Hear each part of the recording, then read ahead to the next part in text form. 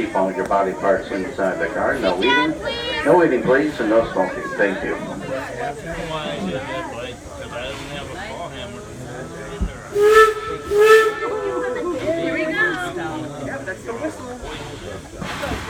We're on our way now to Smith Creek Depot at the far north end of Greenfield Village. It's at the top here now. The white building here is the Susquehanna Plantation, built in the early 1800s. Comes to us from St. Mary's County, Maryland, on the Patuxent River. It was 700 acres of tobacco, wheat, and corn. The rust-colored building is the oldest American-made building in Greenfield Village, dating to the early 1600s. It's the Plimpton House, where Mr. and Mrs. Plimpton raised 7 children in that small building in South Sudbury, Massachusetts.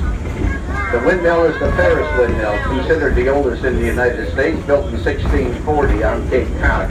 It was a gift to Henry Ford by his National Dealer Association in 1936. And the gray building next to it is the Daggett Farmhouse, dating to 1754 from Andover, Connecticut.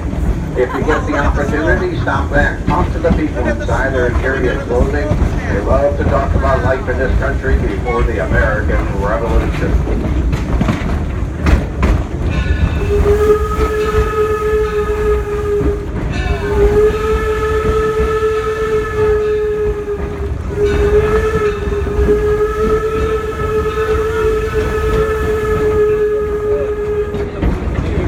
The historic locomotive pulling us today is the number 3 Torch Lake. It is the oldest steam locomotive operating in the United States. It's 146 years old. Built in 1873. It originally worked the copper mines of the Upper Peninsula of Michigan. Donated to us in 1968. It's the last of its kind. All work done on our 3 coal-fired steam locomotives is done at the roundhouse, and that's at the next stop.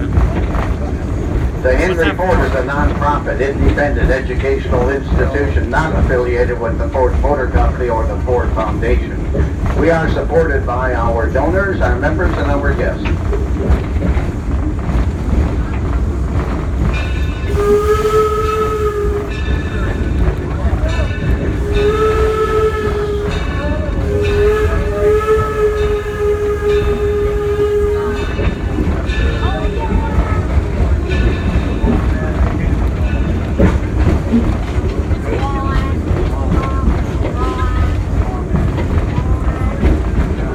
The area we're about to go through is a wetland and wildlife preserve. There are some white-tailed deer, fox, and coyote back here.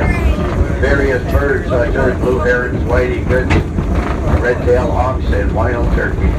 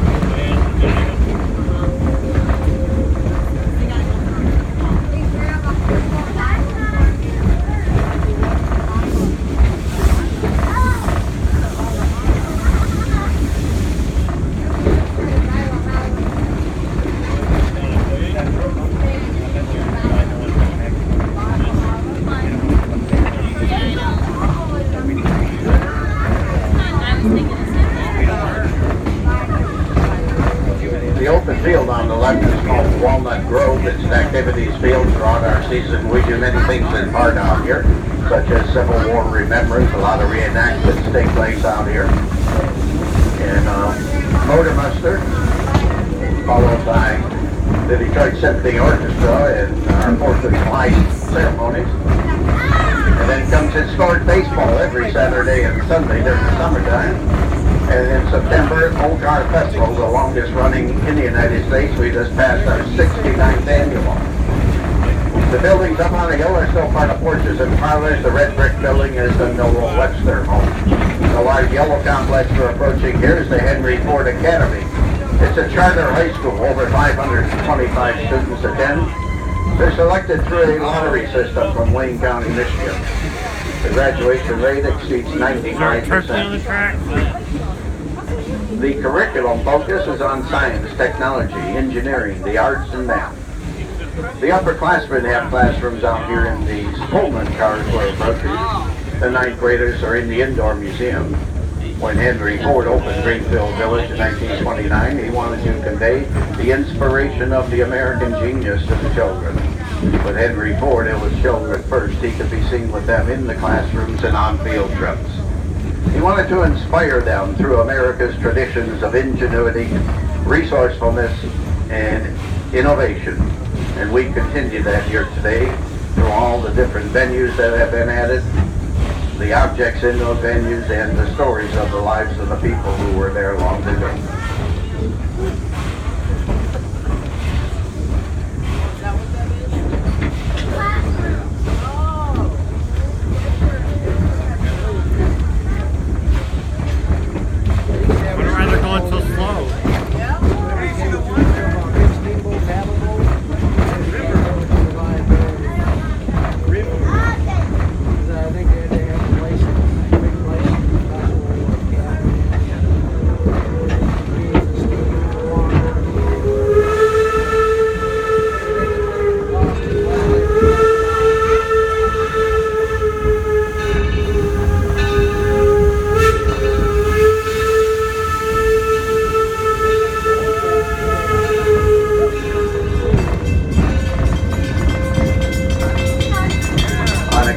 People will ask me, why is this called Greenfield Village? Well, in 1929, this was Greenfield Township, and Henry Ford named it by location. It's Dearborn now, but the name here certainly will remain Greenfield Village. On the other side of the waterway, behind the trees and bushes, you might get a glimpse of the Martha Mary Chapel, a non-denominational chapel very popular for weddings throughout our season. The name comes from Henry Ford's mother-in-law, Martha, and Mother Mary. It's one of the original buildings here. And the green building is the Taste of History cafeteria-style restaurant. Connected to it a little farther down is a white building, the Eagle Tavern, built in 1830 in Clinton, Michigan, about 50 miles away. There's where you can experience a great sit-down meal with people serving you in period clothing. We're approaching Spitz Creek Depot. This is the gateway to Railroad Junction, where you can visit the Roundhouse, turn the turntable, visit Liberty Craft Works, watch the artisans work.